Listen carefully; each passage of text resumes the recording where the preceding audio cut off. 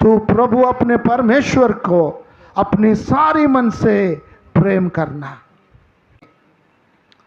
Love the Lord your God with all your heart.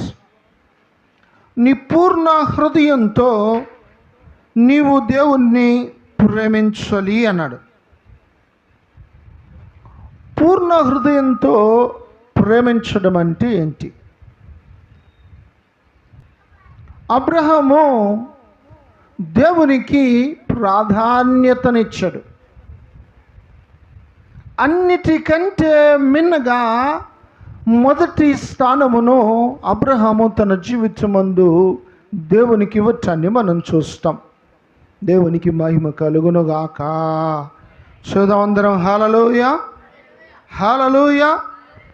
పూర్ణ హృదయంతో దేవుణ్ణి ప్రేమించటము అంటే దాని అంతరార్థం ఏంటి అనగా, నీవు నేను దేవునికి మొదటి స్థానం ఇచ్చేవారమై ఉండాలి. What is the greatest commandment in the Bible? ప్రభు చెబుతున్నాడు, love the Lord your God with all your heart and with all your soul and with all your mind and with all your strength. నీ యొక్క పూర్ణ హృదయంతో, నీ పూర్ణ మనస్సుతో, నీ పూర్ణ బలముతో, నీ పూర్ణ శక్తితో నీ దేవుడిని నువ్వు ప్రేమించాలి.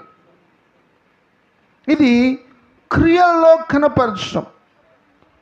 రెండవది ఏంటి అంటే, మన జీవితాలలో మనమందరము ఎలాంటి వారమై ఉండాలి అంటే, నమ్మకమైన విశ్వాసులమై ఉండాలి. అవునండి, నీవు నేను నమ్మకమైన విశ్వాస జీవితాన్ని జీవించే వారమై ఉండాలి. Live faithful life.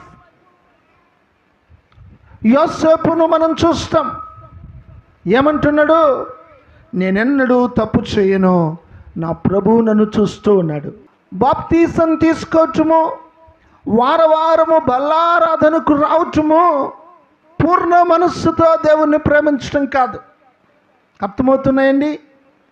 పూర్ణ మనస్సుతో మనము దేవుణ్ణి ప్రేమించాలి అంటే కొన్ని గుణగణాలను దేవుడు గ్రంథస్థం చేశాడు. ఆ శ్రేష్టమైన గుణాలలో మనం ఎలాంటి వారమై ఉండాలి అంటే,